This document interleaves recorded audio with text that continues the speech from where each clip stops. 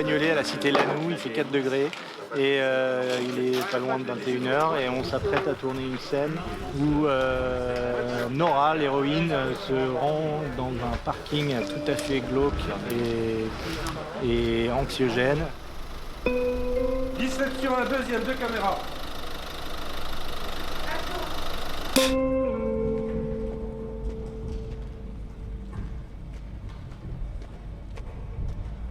Et elle s'apprête à faire sa première transaction officielle au sein d'un réseau clandestin.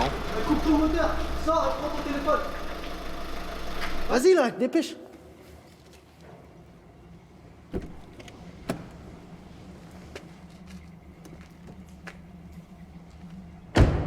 Tout au long de la série, ce qu'on a voulu représenter, c'est toutes les strates de cette organisation avec les petites mains. Qui sont nommées Survêt et Capuche. Qu'est-ce qui t'arrive, cousine? Détends-toi, là.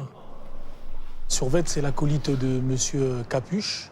Et c'est nous qui allons accueillir Dolce Farani pour lui refourguer un sac. C'est un peu des petites frappes. Quoi, voilà. Vas-y, casse-toi maintenant.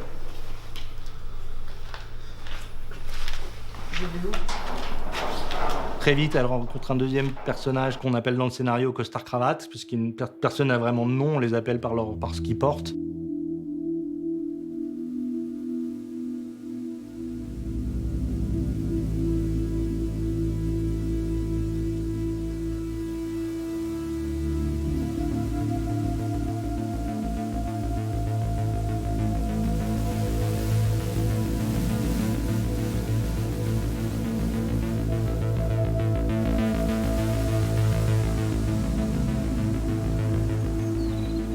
Alors on a tourné à Tourcoing, dans une espèce d'usine désaffectée, graffée de partout, avec des graphes superbes d'ailleurs, qui définissaient bien que c'était un lieu vivant un petit peu, qui avait été récupéré un petit peu à mon avis par les gens du hip-hop.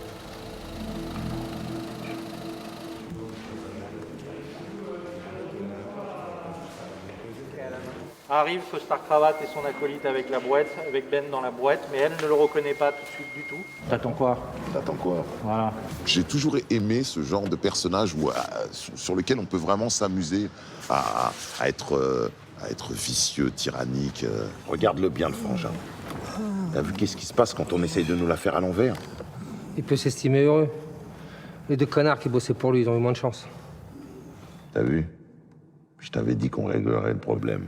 Il paraît que j'ai une voix qui s'y prête à jouer les méchants, donc je m'y amuse allègrement. Je fais jouer les timbres de voix de plus en plus bas. Cadeau. Ça m'amuse de jouer l'ogre comme ça.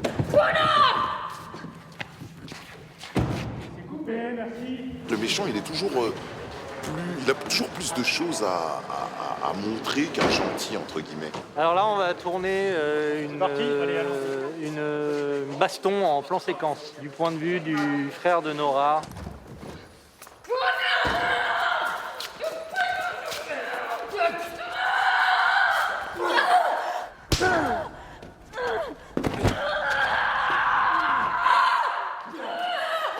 Je suis coach et je fais de la boxe anglaise.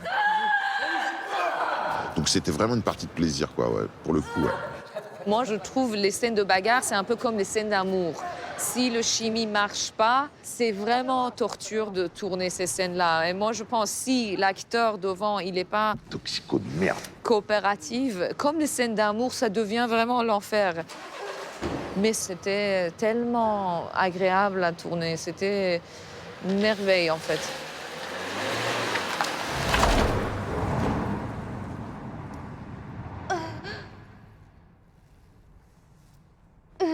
Aladdin, ça a été créé parce qu'on cherchait un réseau qui ne soit pas un réseau mafieux classique. On sait qu'il existe des choses, des applis de conciergerie qui vous livrent ce que vous voulez, quand vous voulez, chez vous. On a commencé à réfléchir à ça et en fait, on s'est dit qu'il faudrait créer une espèce de Uber Eats, mais du crime, quoi. Voilà. Ça leur permet de passer toutes leurs commandes. Leur commande quoi? De la drogue? Non, pas que. En fait, ils peuvent acheter tout ce qu'on trouve sur le marché noir sur le Darknet. Je te jure, t'as pas idée. Avec un système de membres très select. Bonsoir. Et très vite, on s'est dit, tiens, un slogan qui peut être marrant, c'est « Tout ce que vous désirez est possible ». Et on imaginait la lampe d'Aladin où on frotte et le génie sort et dit « Qu'est-ce que vous voulez on vous le donne en un instant ». Aladin, c'est l'argent facile dans un premier temps, mais c'est des gens qui vous lâchent pas, qui vous surveillent. VTC, pour moi, ça raconte vraiment quelque chose qui est très singulier à notre époque. L'ubérisation de la société, le côté smartphone, les likes, les étoiles, les récompenses, etc. Et il y a toujours un côté fais-en plus, fais-en plus, fais-en plus. On te recontactera. Et Nora est accro à son travail et ce nouveau réseau dans lequel elle est embarquée provoque la même chose. C'est-à-dire si tu vas à tel endroit, tu auras 300 € de plus.